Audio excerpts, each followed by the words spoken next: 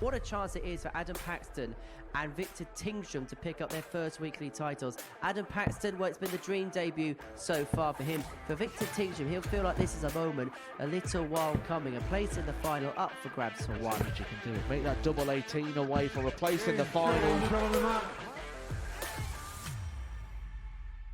Wesley Plaisir was beaten, knocked out by Mike Warburton in a last leg decider. That is what they are playing for. They are playing for the trophy. They are playing for the big prize pot, and they are playing for a place in the £25,000 Champions Week. 97. There is a point you feel that reality will surely kick in for Adam Paxton. He's here on debut. He watches the Super Series almost every single week. He was happy just to be playing in a group. This could be the leg that we talk about at the end of the night as being the one that changed the final, because Adam Paxton has just gone cold at the moment.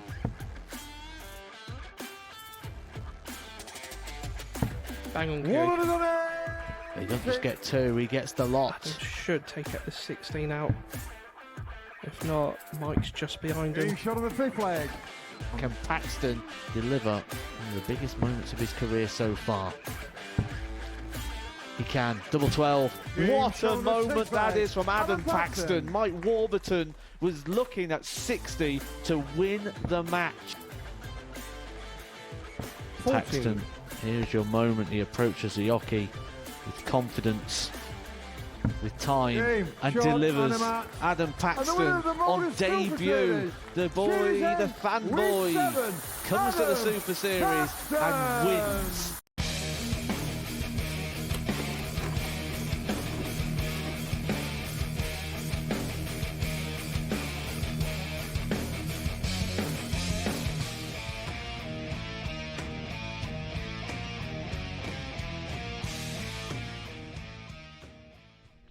Level 2 has begun. The Chiefs have just scored. It's a track meet. Ian Book just moved them down the field.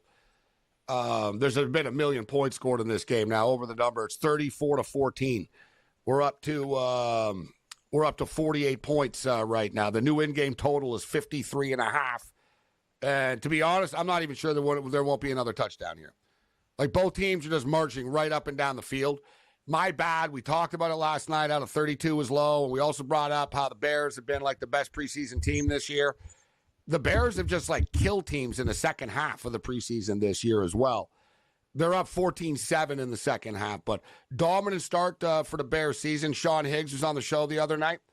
And I think he went too far with his 5.5 pick. And then somehow Bear fans caught on to it.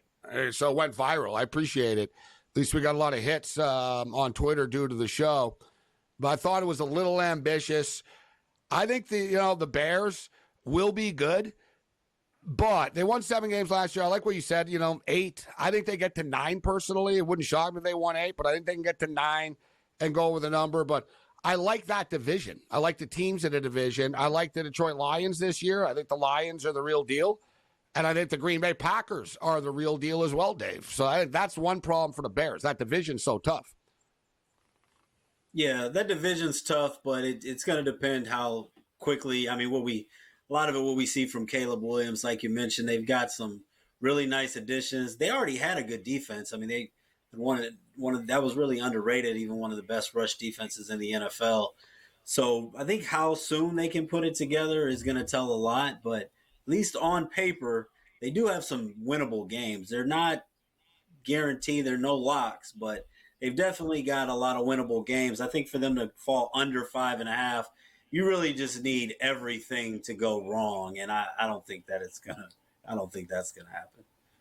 Now, I brought this up earlier about the Eagles winning the division over the Cowboys, but I think the Eagles are going to lose the opening game to the Green Bay Packers. The game's in Brazil, so it's kind of whatever. It's kind of weird.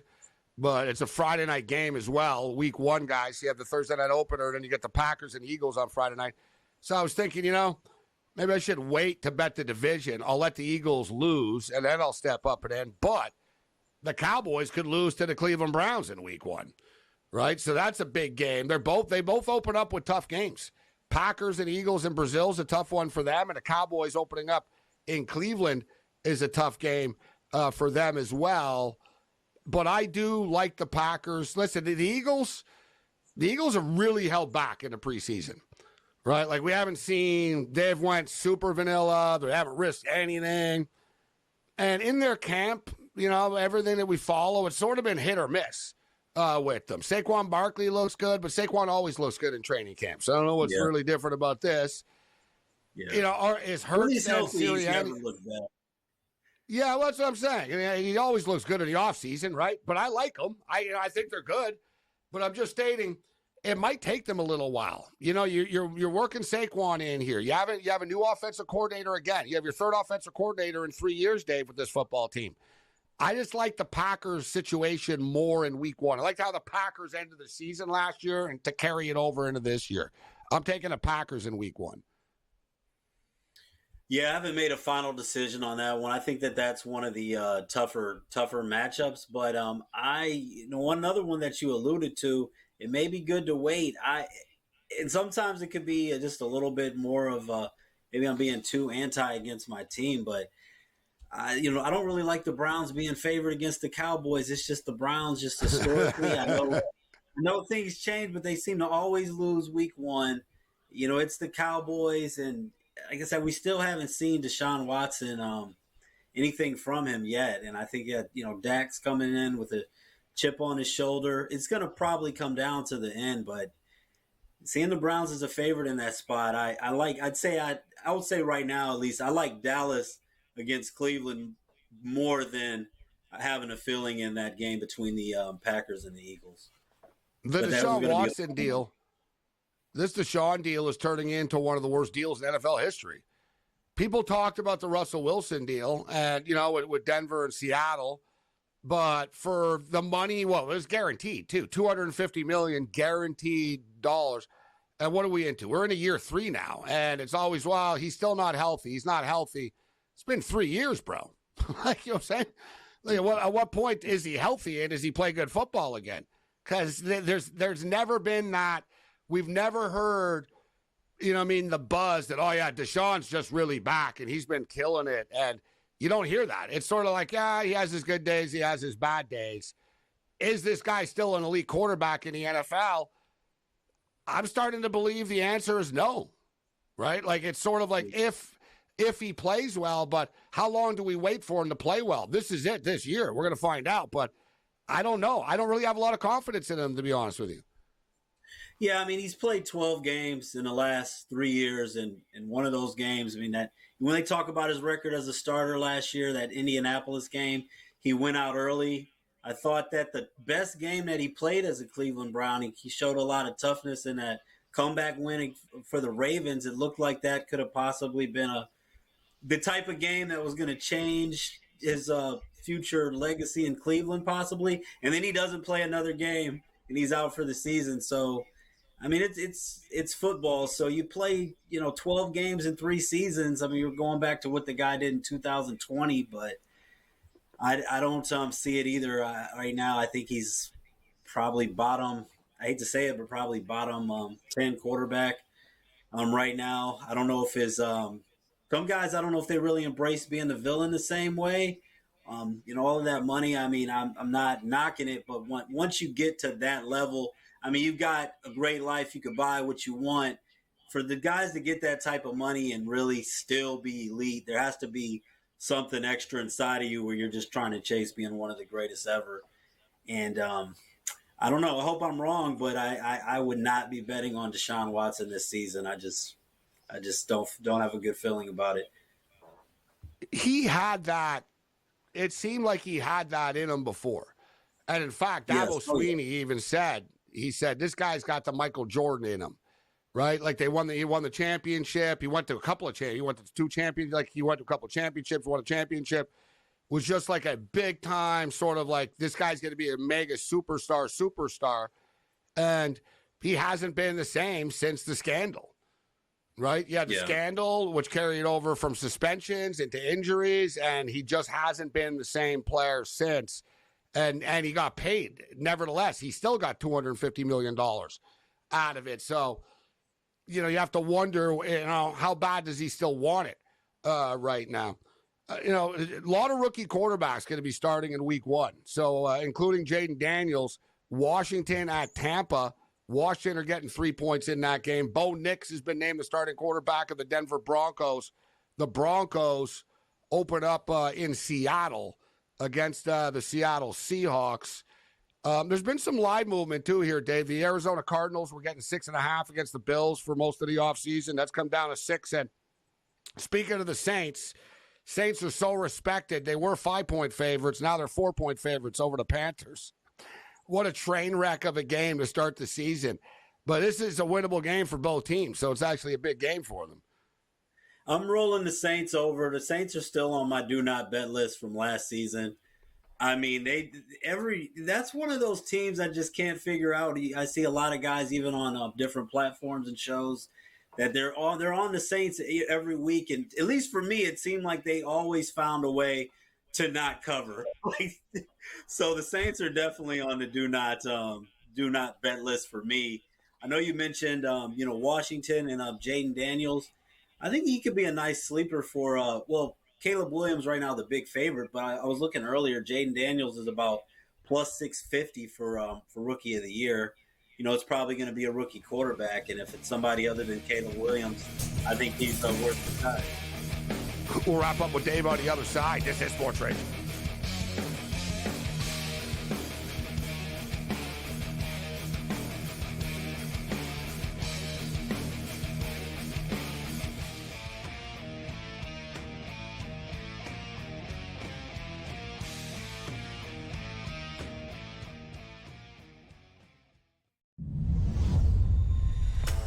What a chance it is for Adam Paxton and Victor Tingsham to pick up their first weekly titles. Adam Paxton, well, it's been the dream debut so far for him. For Victor Tingsham, he'll feel like this is a moment, a little while coming. A place in the final up for grabs for one. You can do it. Make that double 18 away for a place in the final. Wesley Plaisir was beaten, knocked out by Mike Warburton in a last leg decider. Play. That is what they are playing for. They are playing for the trophy. They are playing for the big prize pot, and they are playing for a place in the £25,000 Champions Week. 97. There is a point you feel that reality will surely kick in for Adam Paxton, who's here on debut. He watches the Super Series almost every single week. He was happy just to be playing in a group. This could be the leg that we talk about at the end of the night as being the one that changed the final, because Adam Paxton has just gone cold at the moment.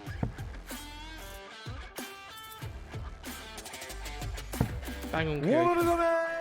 He doesn't just get 2, he gets the lot. Adam should take the 16 out. If not, Mike's just behind him. Shot on the 5th leg. Can Paxton deliver one of the biggest moments of his career so far?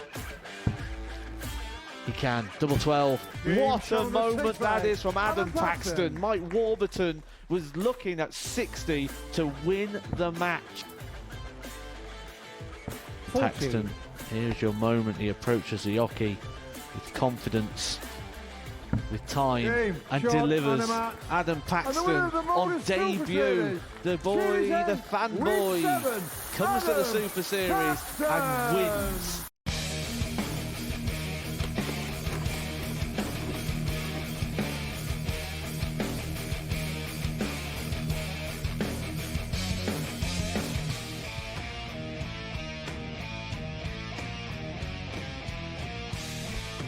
This is SportsRage. I'm Morency. We're throwing it down. Dave Delano in the house with us. Before we get him out of here, college football week 0.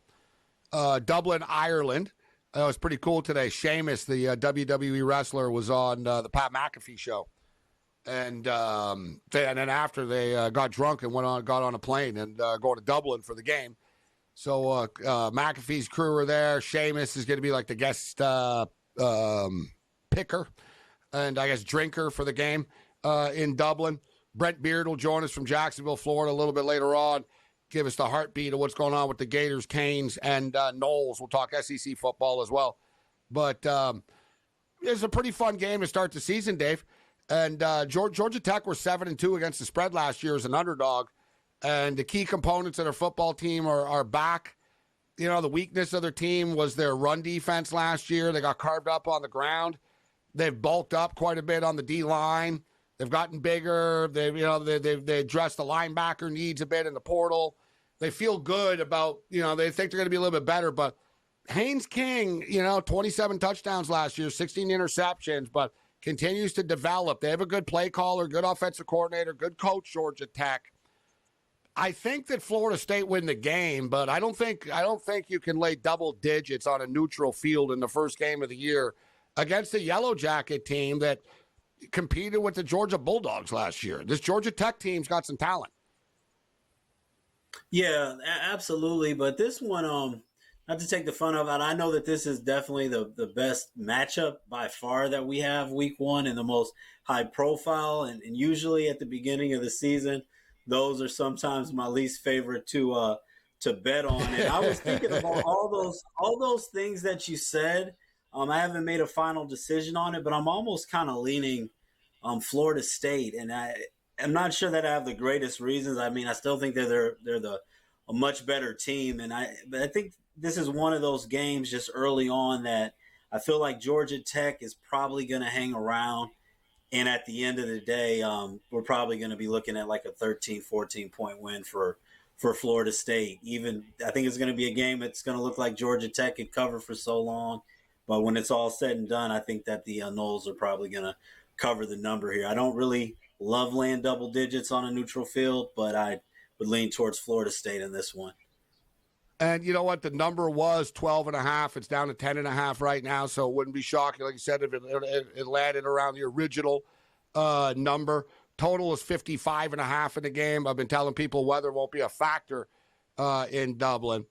Montana State and New Mexico. This number is climbing, and I like the fact that it's climbing because I actually like the Lobos in this game. Bronco Mendenhall takes over the program.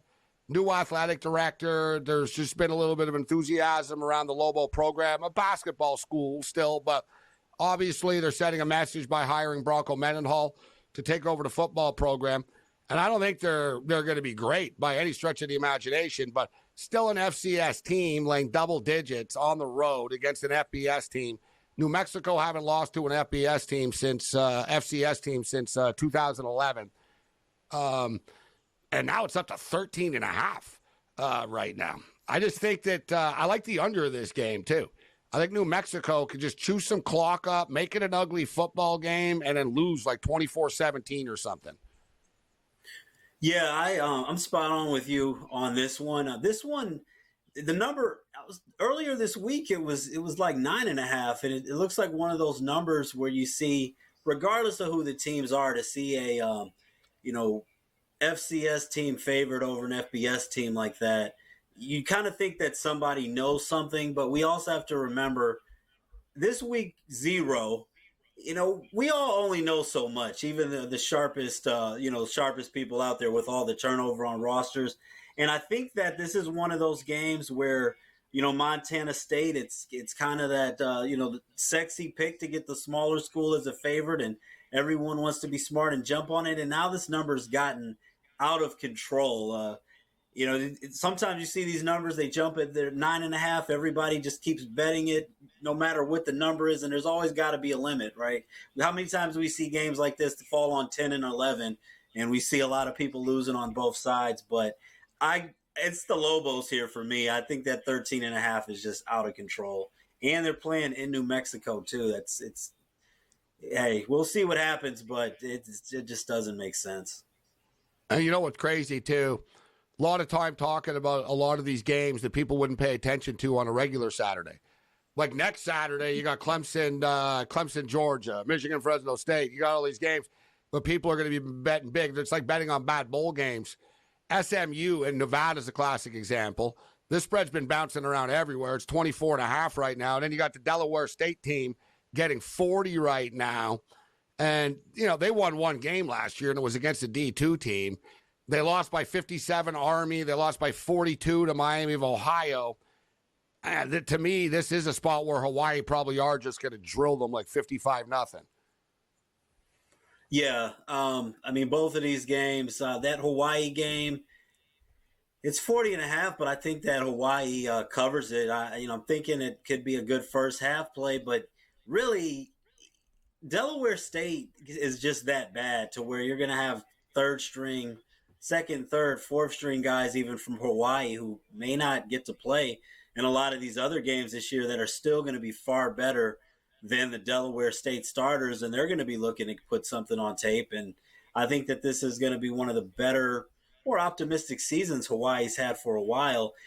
It's not – we're paying – there's only 4 games. That's why we're talking about it, but – I'd have to go with Hawaii in that one, and I'm actually pretty big on this SMU team this year. I mean, the spread looks ugly, but this Nevada team, probably bottom 15 team in the FBS. I know it's not the spread, but I mean, this is a team that's 4-20 straight up over the last 2 seasons. Lost to Idaho by 27 points last year. I think it's also SMU or pass in that one. Dave, we got about 30 seconds. Where can people find you online, my man? Yeah, so you can find me on X at Get Sports Strong and also on winnersandwhiners.com or picksandparlays.net. Awesome stuff, Dave. Always a pleasure. Enjoy the games this week. We'll catch up with you down the road. Thanks. Always a pleasure. Good luck this week. There's Dave Delano with us. Good stuff talking football with Dave. We have more college football talk coming up with Brett Beard a little bit later on. Bring it.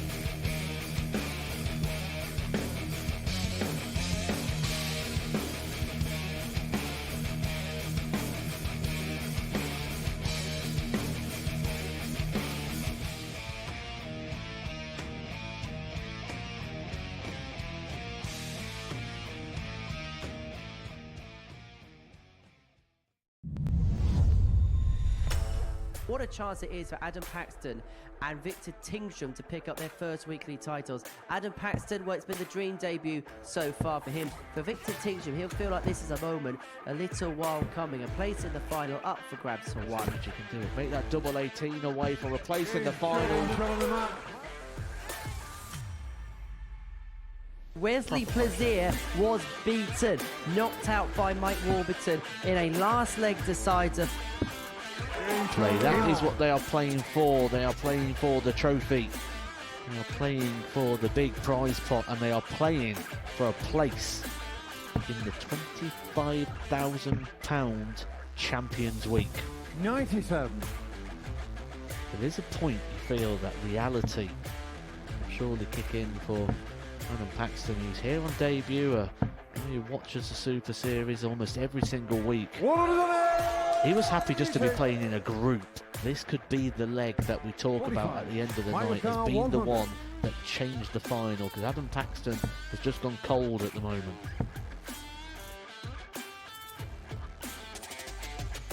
Bang on cue. He doesn't just get 2, he gets the lot. Adam should take it the 16 out. If not, Mike's just behind him. Shot on the 5th leg. Can Paxton deliver one of the biggest moments of his career so far? He can. Double 12. What a moment that is from Adam Paxton. Mike Warburton was looking at 60 to win the match. Paxton, here's your moment. He approaches the hockey with confidence, with time, and delivers. Adam Paxton on debut. The boy, the fanboy, comes to the Super Series and wins.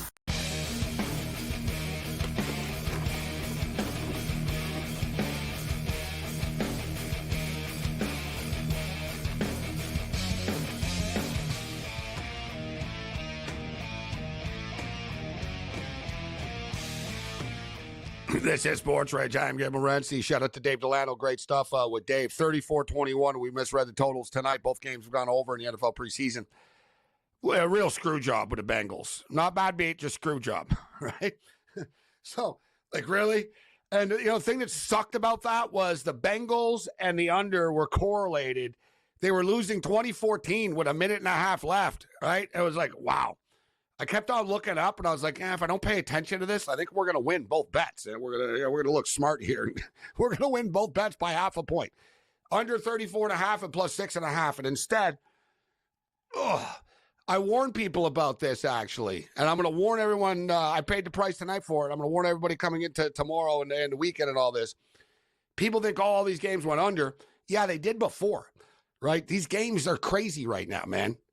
Like, I should have listened to myself. I told everyone all through the week. I said, Andy Reid doesn't care in the preseason, the last game.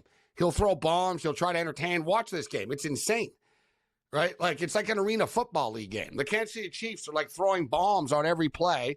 There's, like, turnovers and crazy things happening. It's 34-21 right now. You got a bunch of dudes that aren't going to be on the team. They're on the field. It's just total chaos. You might have one guy, like no one can tackle. Like, the Bengals had a bunch of scrubs on the field with 1:40 left, and the dude on the Colts, like, wasn't even touched. And he wasn't even trying it. It was like a stupid little 3rd and 4 play up the middle, and he just popped up through everybody. But, hey, football is back. You can't win them all. It's a cold world. And all the other things. The road to hell was paved with good intentions. If ends and buts were candies and nuts. Shout out to everyone joining us on Sirius XM Channel 159 right now. So as we've talked a lot about these college football games that are coming up this weekend, quickly set the stage, and then we got games on Thursday night. All right, so there's no games. There's no games on Monday or anything yet. There will be the following Monday in college football, but we got Florida State, Georgia Tech, Montana State, New Mexico, SMU, Nevada, Delaware State, and Hawaii on Saturday, week 0, and then officially week 1 starts on Thursday. Coastal Carolina, Jacksonville State. North Carolina at Minnesota, and the most intriguing game and a game that's going to get the most attention throughout the week, the Colorado Buffaloes. There was a story today about the Colorado Buffaloes trying to hook up with the Saudi fund to sponsor their NIL program. Like, really? This is where we're at right now? Deion Sanders and the Buffaloes are trying to cut a deal with Saudi Arabia. They're going to buy a piece of the Colorado Buffaloes. So the Buffaloes are laying 9 points right now. This spread has gone up, probably because the word that the Saudis are putting. Like I just said, no one can tackle. The guy in the Bears just popped one for like 60 yards. North Dakota State are getting 9 points in this game. Total's 59. For the record, Colorado's win total is 5.5. I think they win 5 games, personally. I don't think they're going to get there. I think their schedule is going to be a grinder enough that it'll wear them out, and they're going to shut Shedeur Sanders down because he's going to the NFL. That's my hot take about the Buffaloes. So those are the Thursday games. Then Friday night, we'll be in Vegas next weekend. We'll be there Friday night for these games. Temple and Oklahoma is a weird Friday night game. Oklahoma don't do Fridays usually. Oklahoma are laying 42.5 to Temple. Shout out to our boy Kofsky. Over under 59.5. Western Michigan and Wisconsin. We've got some real teams playing on Friday night. Western Michigan, Wisconsin. The Badgers lay 24, 56.5. And this is going to be an intriguing late night game on the East Coast, West Coast game. TCU at Stanford. TCU are laying 8.5 points this year. Total is 61.5. I think Stanford are going to be scrappier than people are giving them credit for, actually. They might be a live dog. I'm just telling you now. Those are the games on so Thursday, Friday, and then next Saturday it gets real.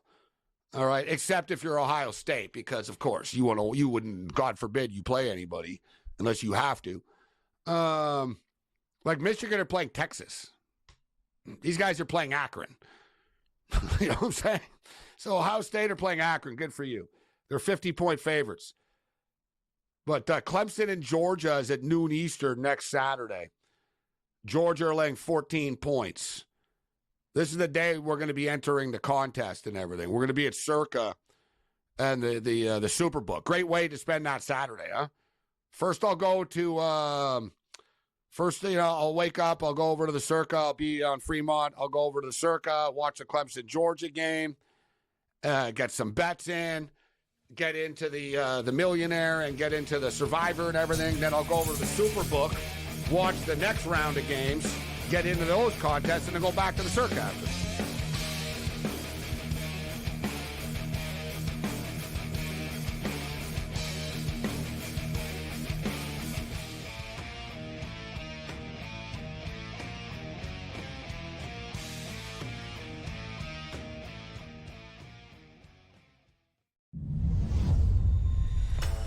What a chance it is for Adam Paxton and Victor Tingsham to pick up their first weekly titles. Adam Paxton, well, it's been the dream debut so far for him. For Victor Tingsham, he'll feel like this is a moment a little while coming. A place in the final up for grabs for one. You can do it. Make that double 18 away for a place in the final.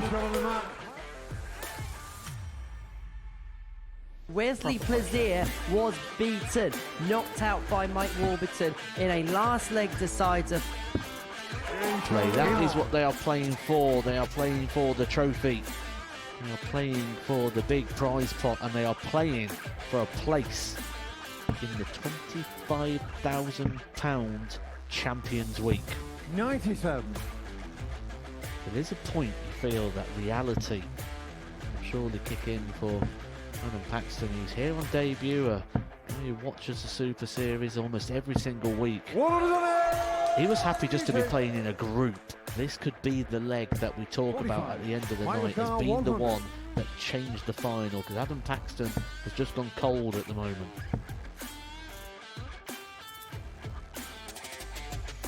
Bang on, He doesn't just get two, he gets the lot. Adam should take out the 16 out. If not, Mike's just behind him. Shot of the fifth leg. Can Paxton deliver one of the biggest moments of his career so far? He can. Double 12. What a moment that is from Adam Paxton. Mike Warburton was looking at 60 to win the match. 14. Paxton, here's your moment. He approaches the hockey with confidence, with time, and delivers. Adam Paxton on debut. The boy, the fanboy, comes to the Super Series and wins.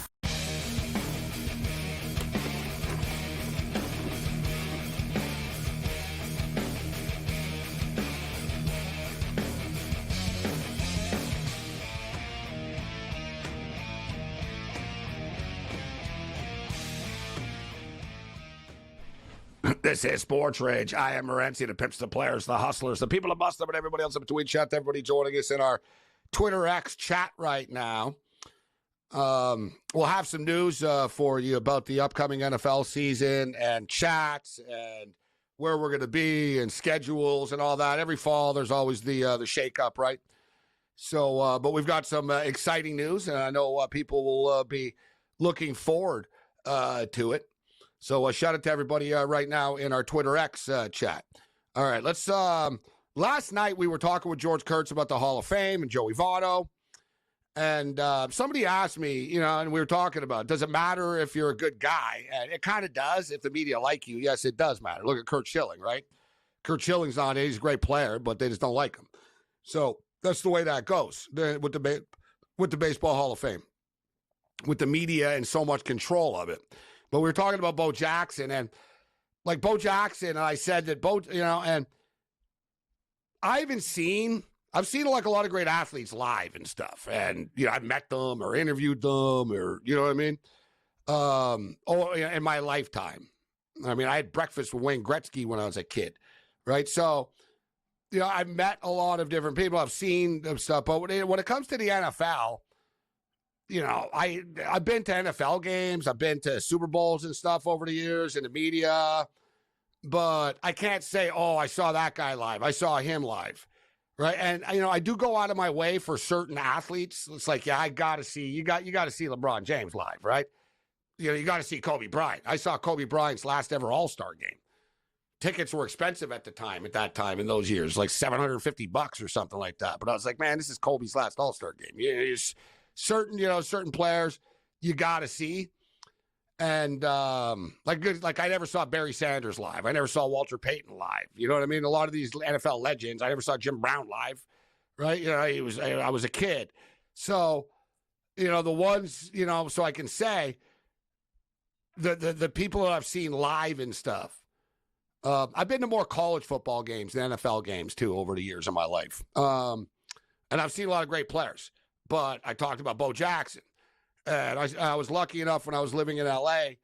In the late 80s into the early 90s.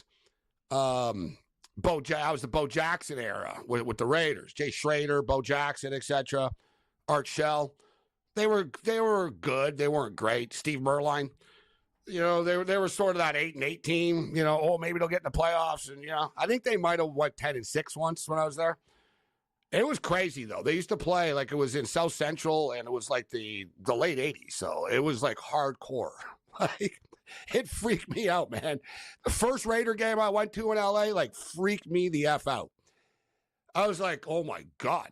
Like I'd been to a lot of Dodger games, but I went to a Raider game and it was literally like a Mad Max movie in the parking lot. There were like a bunch of gangbangers and like those cars that boom, boom, they go up and down. And there was all kinds of them, but they weren't fighting. They were driving around like in a parade in the parking lot with flags, and they're all drinking. They got guns like out. Like, got guns. There's people like smoking weed, smoking crack. I'm not exaggerating. Like point blank. Like I remember I was sitting in the end zone. I look over and guys are freebasing in the end zone at a Raider game. And there was no security. The security was LAPD, and LAPD didn't want to go into the stands. Like the ushers were LAPD at Raider games. There was no like usher in a jacket. It was a cop. And they didn't even ask you anything. They were like, whatever, dude. Like, just don't shoot anyone and we won't do anything.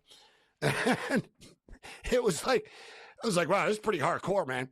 And I mean, on a negative side, I don't know if you guys remember, there was a game once and a Pittsburgh Steelers fan got beat up and into a coma. I was at that game. And I saw it, and I was also at a Charger game. It was the same thing. Like, this dude's head got racked hard. Like, I thought he was dead. And I lived there at the time when they said the NFL told the Raiders, you're not allowed having night games anymore. No night games allowed. They always put the Raiders, like, as early as possible. Like, there was no, if you guys remember, there wasn't a night game in LA for like 20 years. They were like, yeah. There's no more night games in South Central, all right? It's not ending well.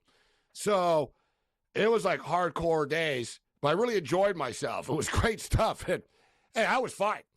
I remember too, I was like, when the Bills came, people were like, dude, like you've seen it. Don't wear anything Bills. I was like, I can't help myself. I just can't like not like wear something Bills. So I wore a hat. I remember I had like a Dodger t-shirt on and I had a Bills hat on.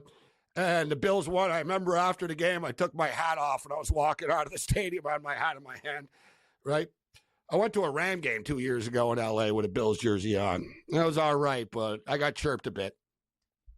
But back to Bo Jackson. So, like I said, like Bo Jackson, like, probably the best running back I've seen in person.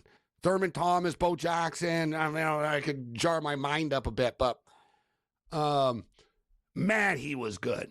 Like, just explosive. He was like a bigger Barry Sanders. He had the moves. He had the speed. It was insane, man.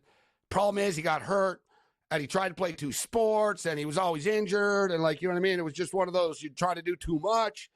But we came across today on Twitter from Baseball History Nut about Bo Jackson. So let's roll our Best of X, Bo Jackson stuff.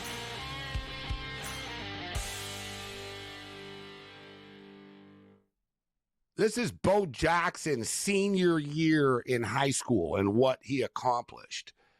Football, 1,173 rushing yards. He averaged 10.9 yards per carry, and he had 17 touchdowns. Baseball, he had 20 home runs. He hit 500 batting average.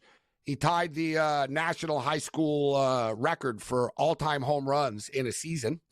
It's not bad. And he struck out 14 batters as a pitcher in the county championship game. Bo Jackson, track and field in his senior year of high school. He won the Alabama State Decathlon Championship. He won the state record in the triple high jump. And he won the state record for the high jump as well, 6'9". Like I said, to me, there's always how these athlete debates and stuff, and it's ridiculous. Oh, Tom Brady's the best athlete of all. Like, shut up. Tom Brady's a great quarterback. Tom Brady's not the greatest athlete of all time. There's guys like Bo Jackson, Jackie Robinson, Jim Brown, Deion Sanders, Danny Ainge. Danny Ainge, that's right. Danny Ainge, man, could do it all. Danny Ainge played in the NBA, played Major League Baseball, and did it well. So Nike just dropped a Bo Jackson shoe. Just came out today, actually. And it's a Raider tribute. Bo Jackson, Nike Air Training SC Raiders away colors. And I got to tell you, you don't have to be a Raider fan to like this shoe. Look at that bad boy. Look at that.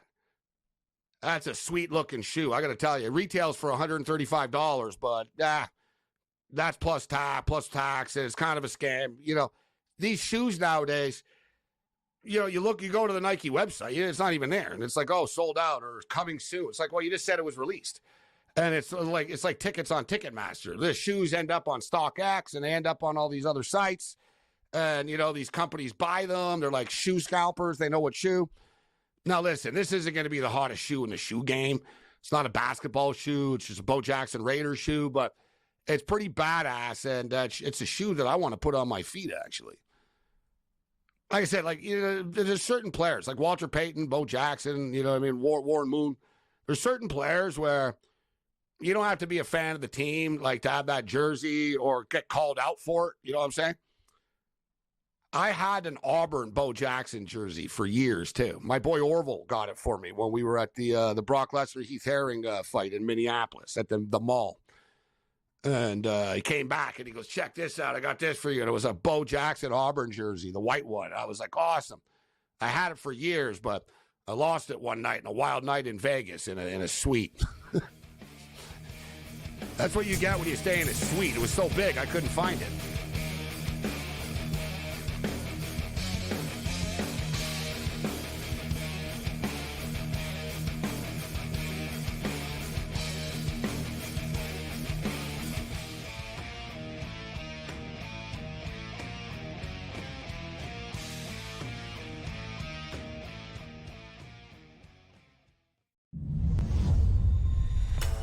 What a chance it is for Adam Paxton and Victor Tingsham to pick up their first weekly titles. Adam Paxton, well, it's been the dream debut so far for him. For Victor Tingsham, he'll feel like this is a moment a little while coming. A place in the final up for grabs for one. You can do it. Make that double 18 away for a place in the final.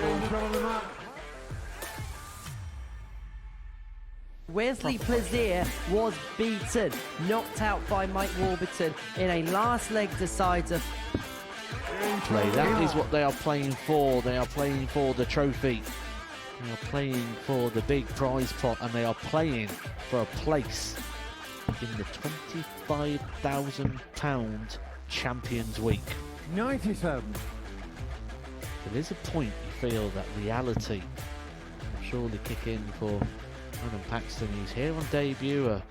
He watches the Super Series almost every single week. He was happy just to be playing in a group. This could be the leg that we talk about at the end of the night as being the one that changed the final, because Adam Paxton has just gone cold at the moment.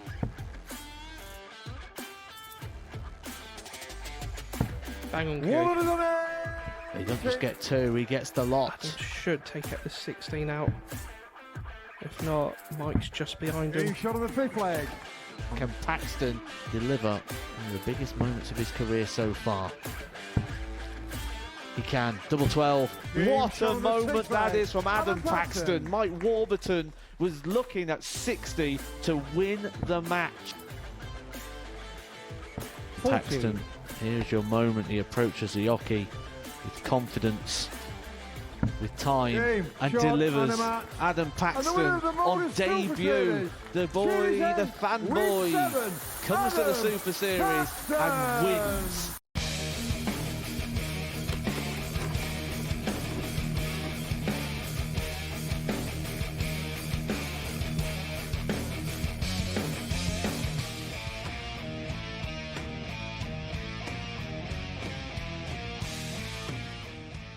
This is SportsRage. I'm Morency. We're just talking about great two-sport athletes and just great multi-sport athletes going over Bo Jackson's accomplishments in high school. Unbelievable. If you look up Jackie Robinson, great stuff. We can go on and on. Dave Winfield. Listen, Dave Winfield's the only one ever to be drafted in every league except the NHL. But Winfield got drafted by the NFL, Major League Baseball, the NBA. And Winfield even got drafted by the ABA, I think. He did. I think he got drafted by the ABA, too. He was drafted by 4 different leagues. That's when you got a choice. Right? So, Winfield, Tony Gwynn, The late, great Tony Gwynn was a great point guard. Charlie Ward. Not the all-time great, but Charlie Ward. It's not easy to do, guys. Charlie Ward was like a national champion quarterback with Florida State, and then he was a badass with the New York Knicks. Played in the NBA for years. Brian Jordan, not a superstar. Brian Jordan was a very good safety in the NFL with the Falcons. Then he had a long, illustrious baseball career as well. There's a kid that his name's Montgomery this year, plays on Arkansas, 29 years old, playing college football. He's got college football eligibility left, and he played Major League Baseball. So he's been playing baseball for all these years, but he never made it. So he's like, now he's returning kicks for Arkansas. It's a cool story. It's always those unique, fun stories with college football. But I brought up Dion, and I see somebody, Ken, in our chat said Dion was no good at baseball. And that's not true at all. Dion's focus was football. Put it this way. You're good at baseball if you played on Monday Night Football and the World Series in a 24-hour span, all right? Then you're pretty good. When they let you do that, that means you're a pretty good player. And if you look at Dion, it's one of those deals. I don't think people realize it, actually. But in 1992, the Braves went to the World Series. Deion Sanders, this is what he played because he didn't play a lot, right? It was one of those, I'm playing football. Nowadays, they'd never let you do this, right? But he told the father, listen, the Braves are in the World Series. I got to go. You know what I'm saying? I'm playing baseball, I'm playing football, and they agreed to it. And during the 1992 season, Sanders hit .304, stole 26 bases, led the National League with 14 triples in 97 games. He played 4 of the 6 games in the World Series. He batted .533 with 4 runs scored, 8 hits, 2 doubles, and 1 RBI. Oh, yeah, and he played with a broken bone in his foot. You can tell me that he wasn't the greatest baseball player of all time, but don't tell me that Deion Sanders couldn't play baseball. The dude could play.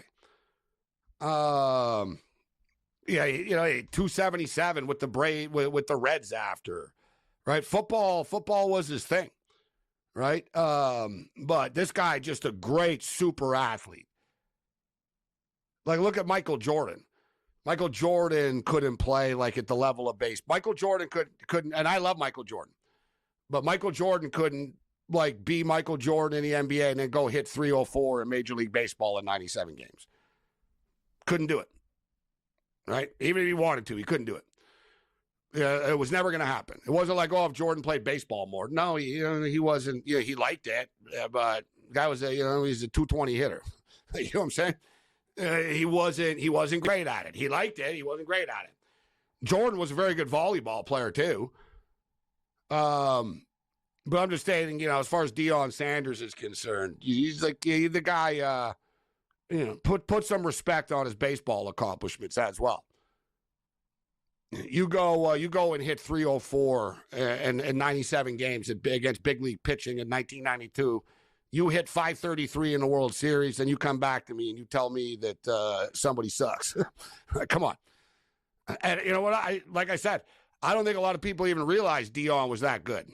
You know what I mean? That he had some good years, right? I think people sort of remember him in baseball as a pinch runner, or he'd come in as a pinch hitter, you know what I mean? His speed guy, right? For the Braves in the playoffs or whatnot, which at times he was used as, right? They'd be like, all right, imagine that, what an ultimate pinch runner too, right?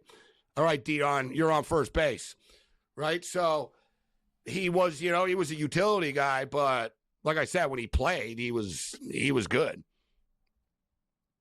Somebody asked, can NHL players play other sports? Yeah, not many, right? Or crossover NHL. You know who was a good goalie and he was a Major League Baseball pitcher? Tom Glavine. Tom Glavine played hockey, which would surprise people. But as far as NHL guys, no. Like, dude, NHL is like golf or something. Like NHL,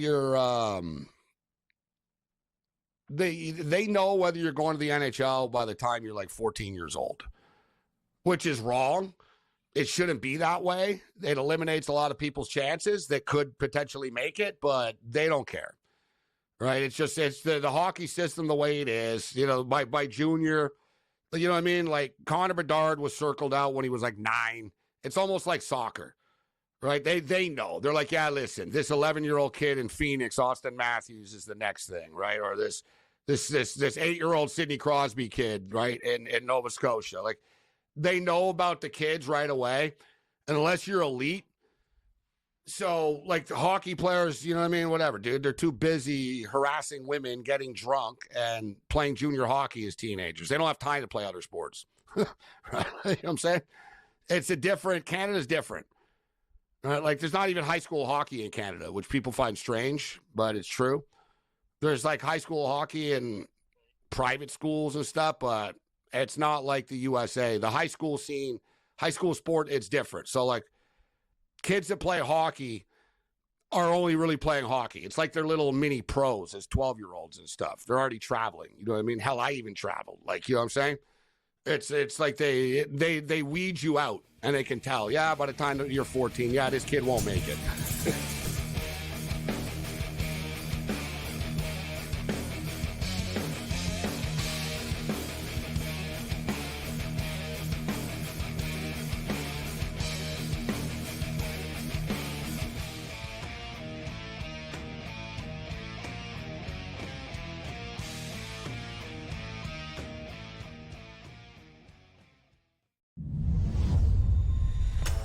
What a chance it is for Adam Paxton and Victor Tingstrom to pick up their first weekly titles. Adam Paxton, well, it's been the dream debut so far for him. For Victor Tingstrom, he'll feel like this is a moment, a little while coming. A place in the final up for grabs for one. You can do it. Make that double 18 away for a place in the final.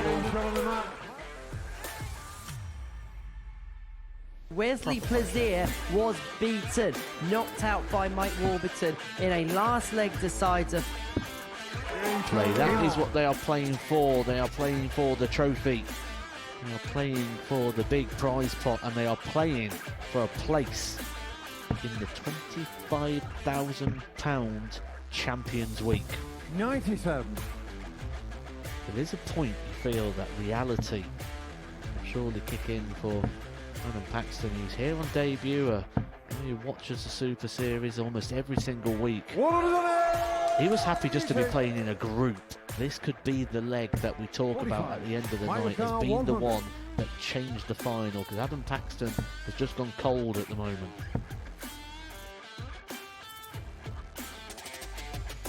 Bang on, He doesn't just get 2, he gets the lot. Adam should take out the 16 out. If not, Mike's just behind him. Shot on the 5th leg.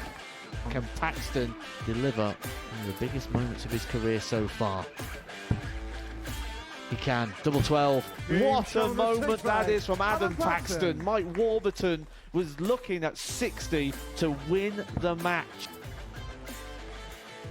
14. Paxton, here's your moment. He approaches the hockey with confidence, with time, and delivers. Adam Paxton on debut. The boy, the fanboy, comes to the Super Series and wins.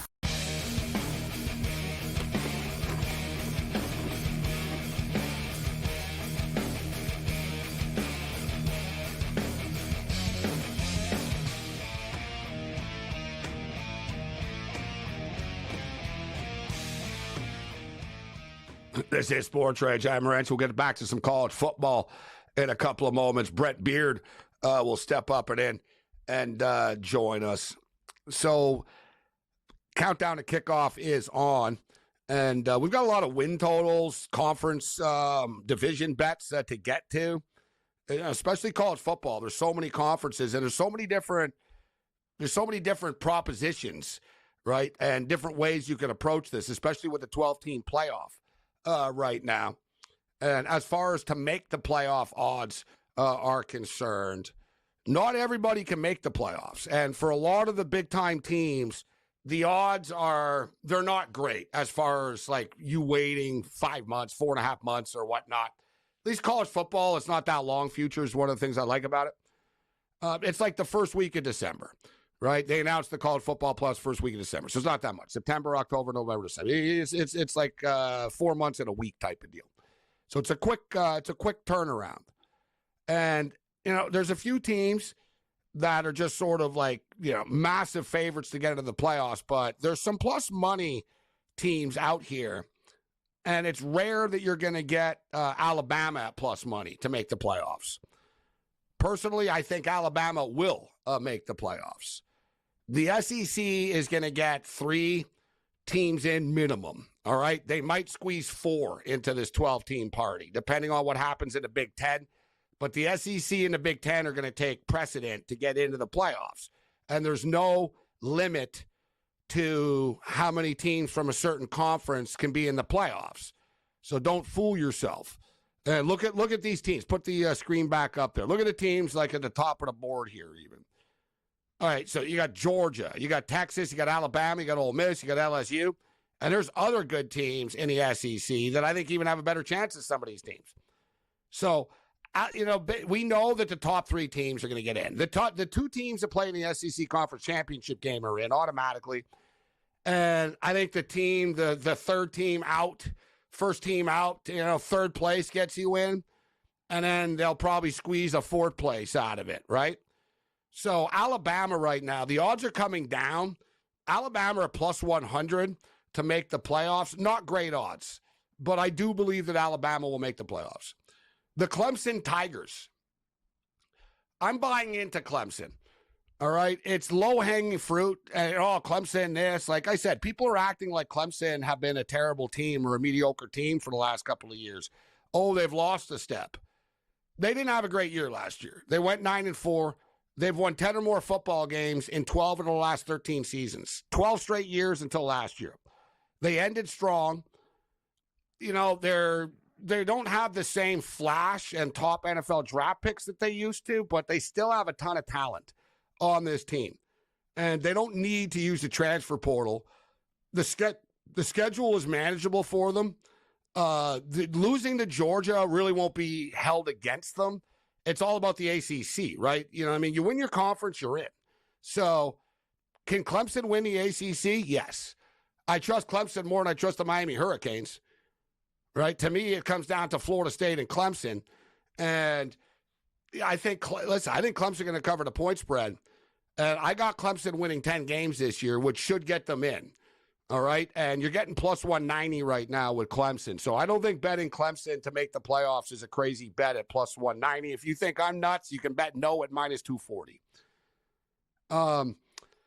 Georgia Bulldogs are minus 600 to make the playoffs. If you want to bet no, they're plus 400.